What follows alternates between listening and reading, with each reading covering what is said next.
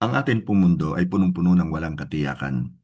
Hindi na alam ng tao kung ano ang dapat paniwalaan. Bumabaha ang mga fake news. Pabago-bago ang mga balita. Nakakalito na. Ang gulo. Nire-revise pati ang ating history. At ang foundation na dati matatag ay parang nang nakatayo sa buhangin. But praise God, bagamat ang mundo natin ay puno ng walang katiyakan, pagdududa at magkakaibang opinion, ang mabuting balita na ibinigay ng Diyos ay hindi matitibag na katotohanan. Sa umaga pong ito, pag-uusapan natin ang Luke chapter 1 verses 1 to 4. Mga verses na madalas hindi na binabasa ng maraming believers dahil ito'y introduction lamang. Ngunit ang mga ito ay naglalaman ng katotohanan na mapagkakatiwalaan ng mabuting balita at kung bakit si Jesus ang foundation worth building our entire faith and lives upon. Ang pamagat po ng pag-aaralan natin ngayon ay Certainty in Uncertain Times. Doon po sa Book of Luke chapter 1 verses 1 to 4, it is written, "Many people have set out to write accounts about the events that have been fulfilled among us. They use the eyewitness reports circulating among us from the early disciples. Having carefully investigated everything from the beginning, I also have decided to write an accurate account for you, most honorable Theophilus, so you can be certain of the truth of everything you were taught." Ang point number 1 po, trust the Gospel's historical foundation. Again, sa Book of Luke chapter 1 verses 1 and 2, mababasa po natin, many people have set out to write accounts about the events that have been fulfilled among us. They use the eyewitness reports circulating among us from the early disciples. Ang salita pong fulfilled ang susi, ang key. Ito po'y nangangahulugan na fully accomplished or completed. Ang nilalaman po ng Book of Luke ay hindi haka-haka o gawa-gawa lamang. Ang mga pangyayaring nakasulat po dito ay totoong nangyari. Ang mga pangyayaring ito ay na-prophesy, natupad, at napatunayan. Sinulat po ni Luke ang kanyang aklat na ito, mga pagitan po ng 60 to 62 AD. So, si Luke po ay isang doktor, historian, at researcher. Sinulat niya po ito habang sariwa pa ang mga pangyayari. Buhay pa ang maraming witnesses, available ang mga testimonies at mabilis po ang paglago ng church. By the way po, si Luke rin po ang sumulat ng Book of Acts. So ang Book of Luke ay hindi isang chismis lamang, kundi isang investigative report. Ang atin pong pananampalataya ay hindi nakabase sa feelings kundi sa katotohanan. Ang Christianity ay hindi yung paniwalaan mo kung ano ang gusto mo. Ito po'y nakaugat sa tunay na kasaysayan, isang tunay na Jesus, isang tunay na cross, at isang tunay na kamatayan, at isang tunay na resurrection. Doon po sa 2 Peter chapter 1 verse 16, mababasa po natin, "For we were not making up clever stories when we told you about the powerful coming of our Lord Jesus Christ. We saw His majestic splendor with our own eyes." Binibigyan din po dito ni Peter ang testimonies ng mga eyewitnesses. Kabilang na po siya. Katotohanang nasaksihan nila, naranasan at narinig. Again, sinasabi po ni Luke na ang kwento niya ay hindi katang-isip o chismis lang. Ito po'y tunay, totoong nangyari. Ang pananampalataya ay hindi paniniwala sa kabila ng kawalan ng ebidensya, kundi ito po'y paniniwala dahil sa ebidensya.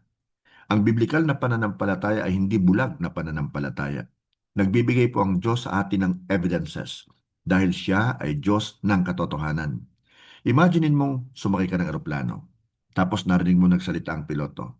"Mga minamahal ko ang pasahero, ang eroplano pong ito ay hindi pa na-testing. Hindi ko po sigurado kung ito'y lilipad.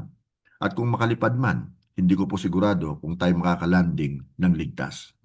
Ang tanong, tutuloy ka pa rin ba? I'm sure hindi na. Gusto mo ng katiyakan na ligtas ka sa pagsakay. Alam po ng Diyos na ang puso ng tao'y naghahangad ng katiyakan. Kaya binigyan niya tayo ng mabuting balita na nakabatay po sa mga saksi, historical accuracy, at natupad po na prophecy. Second point, examine Christ with confidence. Sa Book of Luke chapter 1 verse 3a, mababasa po natin, "Having carefully investigated everything from the beginning."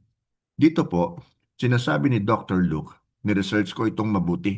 Na-verify ko at napatunayan ko ang mga testimonies. Na-double check ko ang mga detalye. Ito po ay magbibigay sa bawat Christian ng confidence, ng tiwala. Doon po sa Book of Acts chapter 17 verse 11b, it is written, "They searched the scriptures day after day to see if Paul and Silas were teaching the truth." Ang Diyos po ay hindi takot sa investigation.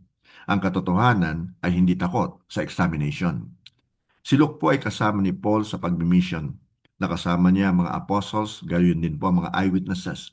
At narinig niya ng personal ang testimony ni Mary, ang ina po ni Jesus. Maraming Bible scholars ang naniniwala po na ang Luke chapters 1 and 2 ay direktang nakabase sa interview ni Luke kay Mary. Ito po ang dahilan kung bakit kasama sa kwento ang kapanganakan ni Jesus ang mga detalye na si Mary lamang ang nakakaalam. Ngayon, marami pa rin ang nagsasabi, hindi ako naniniwala kay Jesus, hindi totoong nabuhay siya, o namatay at muling nabuhay. Hindi. Ang problema po ay hindi kulang sa katibayan ng Christianity. Ang problema, iilan lang po at bihira ang sumisiyasat sa katotohanan pong ito. Tularan po natin ang modelong ginawa ni Luke. Nag-imbestiga, nagtanong, nagbasa, nagsiyasat. Kung maghahanap ng katotohanan ng tao, masusumpungan po nila si Kristo. Ang pagsisiyasat at pagbabasa po ng Bible ay nagpapalakas at nagpapatibay ng ating pananampalataya. Ang nagtatayo po ng building, halimbawa, o tulay, ay hindi po nanguhula. Sinisiyasat niya ang blueprint. Dahil sa isang pagkakamali, guguho ito. Kapatid kaibigan, kung itinatayo o binubuo mo ang iyong buhay, pagsasama halimbawa ng inyong mag-asawa at pamilya, maliban kay Kristo, ikaw ay nagtatayo sa buhangin. Ngunit kung sisiyasatin mo ang blueprint ng salita ng Diyos, si Jesus ang iyong magiging firm foundation.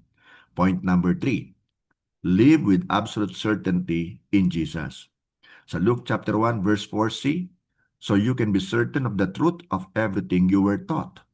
Ang salita pong certain ay nangangahulugang firm, secured, immovable, stable, unshakable foundation.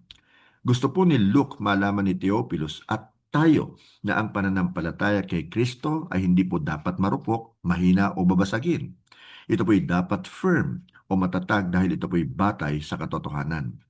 Now, basahin po natin ang nakasulat sa Book of John chapter 20 verse 31. But these are written so that you may continue to believe that Jesus is the Messiah, the Son of God, and that by believing in Him, you will have life by the power of His name. Ang mabuting balita ay isinulat upang magkaroon ng katiyakan ang mga mananampalataya tungkol po sa katotohanan ng buhay, kamatayan at muling pagkabuhay ni Jesus. Ang mabuting balita po ay isinulat upang magkaroon ng katiyakan o certainty kay Jesus. Katiyakan sa kaligtasan, katiyakan sa buhay na walang hanggan. Sa Book of Hebrews chapter 13 verse 8, it is plainly stated, Jesus Christ is the same yesterday, today, and forever. Alam niyo, magkagulo man ang lahat sa paligid natin, si Jesus ay hindi po nagbabago. Kapag ang iyong katiyakan ay na kay Kristo, ang pagsunod ay nagiging matatag, masaya, at hindi pasumpong-sumpong. Kapag ikaw ay kulang sa katiyakan kay Kristo, aanurin ka ng takbo ng mundo. Kapag nagdududa ka sa Bible, magko-compromise ka. Kapag nawala ang tiwala mo sa mabuting balita, mawawala ang kapangyarihan mong labanan ng tukso at i-share ang mabuting balita ng kaligtasan sa iyong kapwa. Ngunit kapag nanindigan ka kay Kristo with unshakable certainty, magiging matapang ka, firm, matatag at hindi matitinag. Sumulat po si Luke upang magbigay ng katiyakan, hindi tungkol sa religion, kundi tungkol po kay Jesus. May katiyakan sa buhay po ni Jesus. Namuhay siya na hindi nagkasala. May katiyakan po sa kanyang kamatayan. Jesus died as the Lamb of God who takes away the sins of the world. May katiyakan po sa kanyang libing. May katiyakan din sa kanyang pong muling pagkabuhay. At may katiyakan po sa kanyang pangako found in the book of Romans chapter 10 verse 13, everyone who calls on the name of the Lord will be saved. Ang kaligtasan po ay hindi isang pangarap lamang, kundi isang tiyak na pag-asa na nakabatay po sa katapatan at pangako ng Diyos. Ito po ay ginarantihan ng muling pagkabuhay ni Jesus. Again, sumulat po si Luke para magkaroon ka ng katiyakan. So, go and live with certainty. Build your life in Jesus. Glory to God.